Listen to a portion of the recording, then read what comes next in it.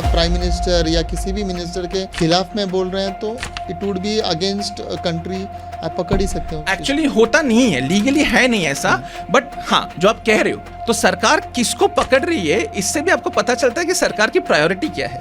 But एक नागरिक के हिसाब से चिंता की बात यह है कि सरकार ये कर ही क्यों सकती है, और डर इसी बात का है कि क्योंकि अगर आपने इस तरह का कानूनी आजादी सरकार को दे दी कि आपका जब मन चाहे आप इसको पकड़ सकते हो इस बात पे, तो आप कहीं ना कहीं जिसको सुप्रीम कोर्ट कहती है चिलिंग इफेक्ट क्रिएट कर रहे हो फ्री स्पीच पर। क्योंकि फिर कोई इंसान जो फर्ज कीजिए सरकार के साथ मत नहीं रखता, वो तो 10 बार सोचेगा ना कि अगर मैंने मुंह खोला, अगर सरकार को बुरा लगा, सरकार को बुरा लगने की जरूरत, सरकारी कोई अगर सिंपैथाइजर है उसको बुरा लग गया, उसने इश्यू बना दिया, तो फिर तो मैं गया। कॉन्स्टिट्यूएंट असेंबली के एक मेंबर थे, उनका नाम था हुकुम सिंह। हुकुम सिंह जो थे वो पार्टीशन के सर्वाइवर थे, वो पाकिस्तान से इंडिया आए थे।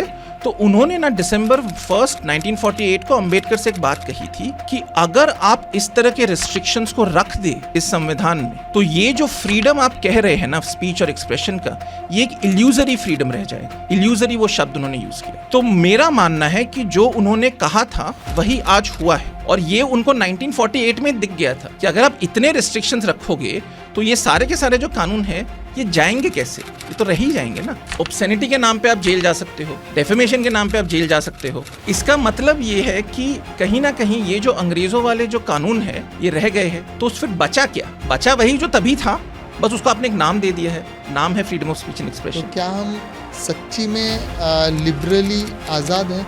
हम आज़ाद तो है, क्योंकि आज़ादी का मीनिंग बहुत बड़ा होता है, सिर्फ और सिर्फ स्पीच और एक्सप्रेशन पे नहीं है। बट हमारे जो स्पीच और एक्सप्रेशन वाला जो हक है, जो right to freedom of speech and expression है, वो मैं कहूँगा लिमिटेड है।